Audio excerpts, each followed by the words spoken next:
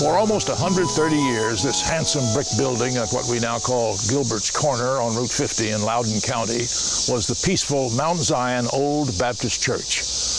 But during the 4 violent years of the Civil War, it was used by both Union and Confederate forces as a barrack, a prison, a hospital, a battlefield, and a cemetery. Owned and operated by the NVRPA, Mount Zion was also one of the rendezvous sites for Mosby and his Rangers. This was a well-known landmark along the Little River Turnpike. In 1863, when the Union forces were heading what will ultimately be to Gettysburg, they were coming right by this on the turnpike and would use it as a hospital. On the way to Gettysburg, though, cavalry battles ensued just west of us as General Pleasanton's Union cavalry tried to go west on what is today Route 50 towards the Blue Ridge and see exactly where General Lee's army was. They suspected that it was entirely on the other side of the Blue Ridge, but they never got across the Blue Ridge at Ashby's Gap to find out because General Stuart's Confederates fought them tooth and nail for 5 days so that they never got across. But that led to huge numbers of casualties, and this building then became a full-blown hospital with a surgeon working with severed arms and legs, amputated arms and legs being thrown out the window, and with the benches, some of our pews being ripped up from the floor and broken up and built into crude coffins, and the graveyard that surrounds the church being turned into a graveyard. In early July 1864, Mosby's men cut the telegraph wires between Harper's Ferry and Washington so that Jubal Early's attack on Washington might remain a surprise. When Washington learned that Mosby was on the loose again, it ordered Major William Forbes, a 24-year-old Harvard man, and 2 troops of cavalry into Loudoun County to hunt down Mosby.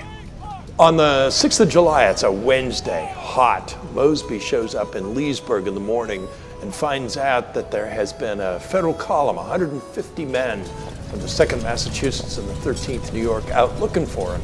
So he gets right behind them on their trail. And, well, he follows them most of the day. Eventually, he gets intelligence that they're going to Aldie, and then they're going to stop for supper near Mount Zion Church. So what Mosby does is he takes back roads and gets east of the federal column along today's Route 50. These Federals were actually a little bit east of the church in a field near the Skinner House. They had dismounted, they were making coffee. The Federals were letting the horses graze and getting them watered. It was about 6:30 at night. Of course, they had pickets just down the turnpike to make sure that they were covered. And at just after 6:30, all these Federals start to hear gunfire. It's Mosby's pickets, and Mosby's pickets are galloping at full speed towards the Federal pickets, who immediately are flushed out and race back towards their camp around the Skinner House that's just east of Mount Zion Church.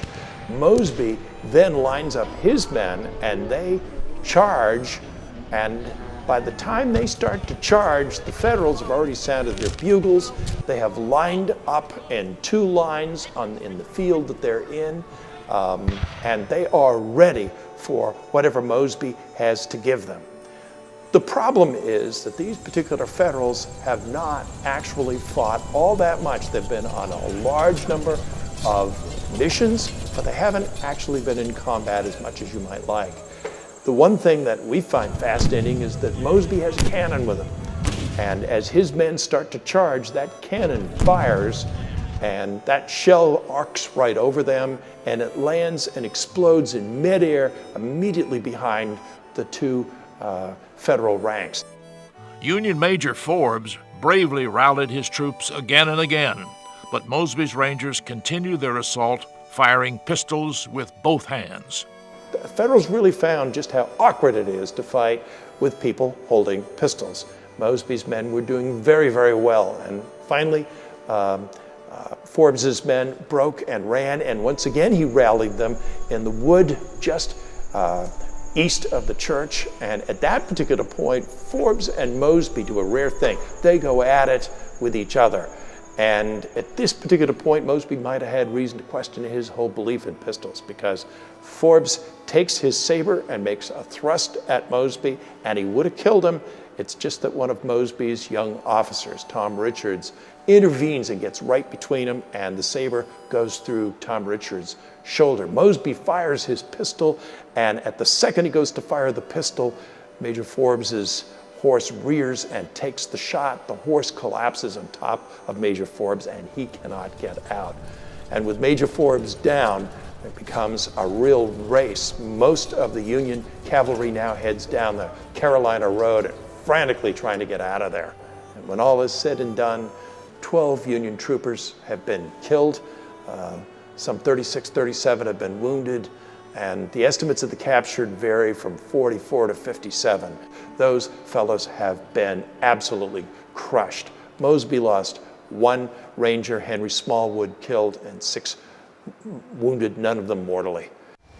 The action at Mount Zion was a decisive Confederate victory.